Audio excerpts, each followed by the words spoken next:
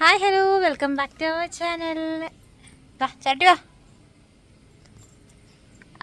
അപ്പോൾ ഇന്ന് നമ്മൾ ഒരു വെറൈറ്റി വീഡിയോ ആയിട്ട് വന്നിരിക്കുന്നത് കേട്ടോ. കുറേ ദിവസമായി ഏട്ടൻ പറയുന്നത് നമ്മുടെ വാഷിംഗ് മെഷീൻ ഒന്ന് ക്ലീൻ ആക്കാം. ഇതിന് മുമ്പേ ക്ലീൻ ആക്കിയ ഏട്ടൻ നമ്മൾ ഇപ്പം ഓട്ടറിഞ്ഞു വേണ്ട.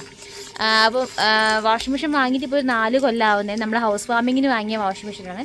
അപ്പോൾ ഇതിന് മുമ്പേ ഏട്ടൻ ഒരു തവണ ക്ലീൻ ആക്കിയിട്ടുണ്ടായിരുന്നു. അന്ന് ഭയങ്കര ചളിയും എന്തൊക്കെയോ ഉണ്ടായിരുന്നു അതിനകത്ത് വേസ്റ്റ്. പിന്നെ അന്ന് ഏട്ടൻ വീഡിയോ എടുത്തിട്ടുണ്ടായിരുന്നില്ല. അപ്പം എന്നോട് ഇന്ന് പറഞ്ഞു നമുക്ക് ഒന്നുകൂടി ക്ലീൻ ആക്കി നോക്കാം, ചിലപ്പോൾ ഒരുപാട് വേസ്റ്റ് അതിൽ വന്നിട്ടുണ്ടാവും എന്നൊക്കെ പറഞ്ഞേ. അപ്പം ഞാൻ വിചാരിച്ചായിക്കോട്ടെ, നമ്മൾ ഡ്രസ്സൊക്കെ ചെറിയ മോളെ ഡ്രസ്സൊക്കെ വാഷ് ചെയ്യുന്നില്ല, അപ്പോൾ ഒന്ന് ക്ലീൻ ആക്കാമെന്ന് വിചാരിച്ച് നോക്കുമ്പോൾ വാഷിംഗ് മെഷീൻ ക്ലീൻ ആക്കാൻ വേണ്ടി പോവുകയാണ് കേട്ടോ. അപ്പോൾ അതൊരു വീഡിയോ ഒക്കെ എടുക്കാമെന്ന് വിചാരിച്ചു. ഇൻ കേസ് അതിൽ എന്തെങ്കിലുമൊക്കെ വേസ്റ്റ് ഒക്കെ ഉണ്ടെങ്കിൽ നിങ്ങളൊന്ന് കാണിക്കാമല്ലോ. അപ്പോൾ നിങ്ങൾക്ക് യൂസ്ഫുൾ ആയിട്ടുള്ളൊരു വീഡിയോ ആണ്. അപ്പോൾ എന്തായിട്ടും നിങ്ങളെ വീട്ടിലെ വാഷിംഗ് മെഷീനൊക്കെ ഒന്ന് ചെക്ക് ചെയ്യുക, എന്തൊക്കെ ക്ലീൻ ആണോ എന്നൊക്കെ ചെക്ക് ചെയ്യുക കേട്ടോ. അപ്പോൾ നമുക്ക് വേഗം വീഡിയോയിലേക്ക് പോയാലോ. വാഷിംഗ് മെഷീൻ ക്ലീനാക്കാൻ അത് കഴിക്കാനുള്ള ഇതായാലും മതി, ഡ്രില്ലിംഗ് മെഷീൻ ആയാലും മതി, അല്ലെങ്കിൽ നമുക്ക് സാധാ ഒരു സ്ക്രൂ ഡ്രൈവർ ആയാലും മതി. നമ്മളത് ഫുള്ളി ഓട്ടോമാറ്റിക് അല്ല, എന്താ സെമി അല്ലേ? ഞങ്ങൾ സെമി വാഷിംഗ് മെഷീൻ ആട്ടോ. അപ്പോൾ ആ വാഷിംഗ് മെഷീൻ ക്ലീൻ ആക്കുന്നതാണ് ഇപ്പോൾ കാണിക്കാൻ പോകുന്നത്. അപ്പോൾ ഇവിടെ കുറച്ച് വെള്ളം കെട്ടി നിൽക്കുന്നുണ്ട്. അത് നമ്മൾ മഴ പെയ്തിട്ടാട്ടോ ഒന്ന് ഇതിലൂടെയൊക്കെ പോകുന്നുണ്ട്, പക്ഷെ ഫുള്ളായിട്ടൊന്ന് പിന്നെ അപ്പോൾ അത് ഇനി ക്ലീൻ ആക്കിയിടണം. ഇനിയിപ്പോൾ ഇന്നിപ്പോൾ എന്തായാലും കയറിയ സ്ഥിതിക്ക് ഒന്ന് ഇവിടെയൊക്കെ ഒന്ന് ക്ലീൻ ആക്കണം. അപ്പോൾ നമുക്ക് എന്തായാലും വാഷിംഗ് മെഷീൻ ക്ലീൻ ആക്കുന്ന കാണാം അല്ലേ. അപ്പോൾ ഇതൊക്കെ ആട്ടോ വേണ്ടത്. ഇത് നിങ്ങളെ കൈമിലുണ്ടെങ്കിൽ അത് മതി അല്ലേ? കൈമിൽ അത് സ്ക്രൂ അയക്കാനേ ഉള്ളൂ. സുഖമാണ്, വലിയ മസിൽ പിടിക്കേണ്ട ആവശ്യമില്ല. അപ്പോൾ വാഷിംഗ് മെഷീൻ ഒന്ന് നോക്കുക കേട്ടോ. നമുക്ക് ആദ്യം ഒരു തവണ നമ്മൾ ക്ലീൻ ആക്കിയപ്പോൾ നന്നായിട്ട് ഇതുണ്ടായിരുന്നേ. അപ്പം രണ്ടാമത്തെ എത്രത്തോളം ഉണ്ടെന്ന് അറിയില്ല. അപ്പോൾ നമ്മൾ അലക്കിയിട്ട് ഇവിടെ ആട്ടോ ഇടാറുള്ളത്. ജസ്റ്റ് ഒരു ഷീറ്റ് കെട്ടിയിട്ട് അതൊന്നും ഞാൻ കാണിക്കുന്നില്ല. അപ്പോൾ നമ്മളെ വാഷിംഗ് മെഷീൻ ഇതാട്ടോ. ഇതിപ്പോൾ നമ്മൾ വാഷ് ചെയ്ത് കഴിഞ്ഞിട്ട് അപ്പം ജസ്റ്റ് പുറഭാഗം ഒന്ന് തുടച്ച് ക്ലീൻ ആക്കിയിടുന്നല്ലാണ്ട് ഉള്ളിൽ അങ്ങനെ ഡീപ്പായിട്ടൊന്നും ക്ലീൻ ചെയ്യാറുണ്ടായിരുന്നില്ല കേട്ടോ. അപ്പം നമുക്കിത് ക്ലീൻ ചെയ്ത് നോക്കാം. നമ്മൾ ഹയറിൻ്റെ വാഷിംഗ് മെഷീനാണ് കേട്ടോ. നല്ല വാഷിംഗ് മെഷീനാണ്. ഇപ്പം 4 വർഷത്തോളമായി യൂസ് ചെയ്യുന്നു.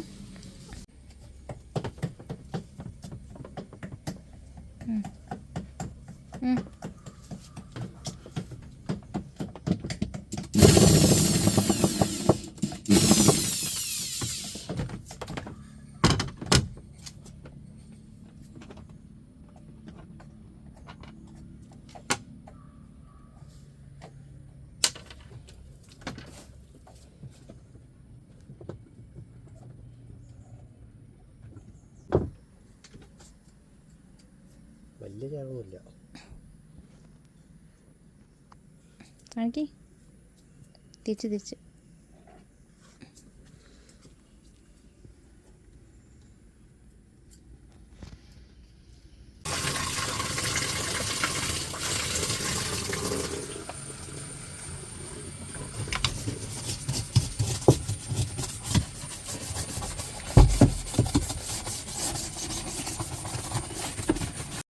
അപ്പം നമ്മൾ മെഷീൻ്റെ അത് തുറന്ന് നോക്കുമ്പോൾ വലിയ രീതിയിൽ അഴുക്കും കാര്യങ്ങളൊന്നും ഇല്ല കേട്ടോ. കാരണം നമ്മൾ മുന്നേ ഓൾറെഡി ക്ലീൻ ചെയ്തതിനെ കൊണ്ടായിരിക്കും അത്രയൊന്നും ഉണ്ടായിരുന്നില്ല. അതുമാത്രമല്ല നമ്മൾ ഇവിടുത്തെ മെഷീനിൽ നമ്മൾ മാറ്റോ അങ്ങനത്തെ കാര്യങ്ങളൊന്നും കഴുകാറില്ല കേട്ടോ. നമ്മൾ തുണികൾ മാത്രം, ഇപ്പം നമ്മൾ ഇടുന്ന ഡ്രസ്സും ബെഡ്ഷീറ്റ് അങ്ങനത്തെ മാത്രമേ കഴുകാറുള്ളൂ.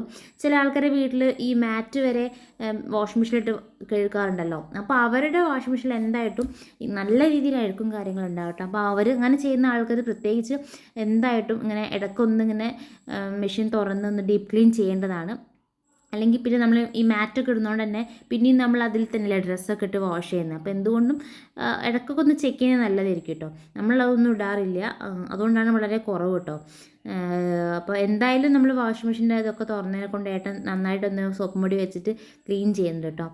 മാത്രമല്ല നമ്മൾ ഉള്ളിലല്ല, വീടിൻ്റെ ഉള്ളിലല്ല മെഷീൻ വെച്ചത്, നമ്മൾ ടെറസിൻ്റെ മുകളിൽ ഭാഗത്താട്ട വെച്ച്. അപ്പം മഴയൊക്കെ പെയ്യുമ്പോൾ ചെറിയ രീതിയിൽ ഇങ്ങനെ മഴത്തുള്ളി ഇങ്ങനെ വീഴാറുണ്ട്. നമ്മൾ തുണി വെച്ചോ അല്ലെങ്കിൽ എന്തെങ്കിലും ഷീറ്റൊക്കെ വെച്ചിട്ട് മൂടി വെക്കാറുണ്ട്. എന്നിരുന്നാലും മഴേൻ്റെ ചെറിയൊരു പ്രശ്നം ഉണ്ടാവാറുണ്ട് കേട്ടോ. നമ്മൾ അകത്ത് വെക്കാത്ത എന്താ വെച്ചാൽ നമ്മൾ ഓൾറെഡി വീടുണ്ടാക്കിയ സമയത്ത് വാഷിംഗ് മെഷീൻ്റെ കാര്യങ്ങളൊക്കെ മുകളിലാണ് സെറ്റ് ചെയ്തിട്ടുണ്ടായിരുന്നത്.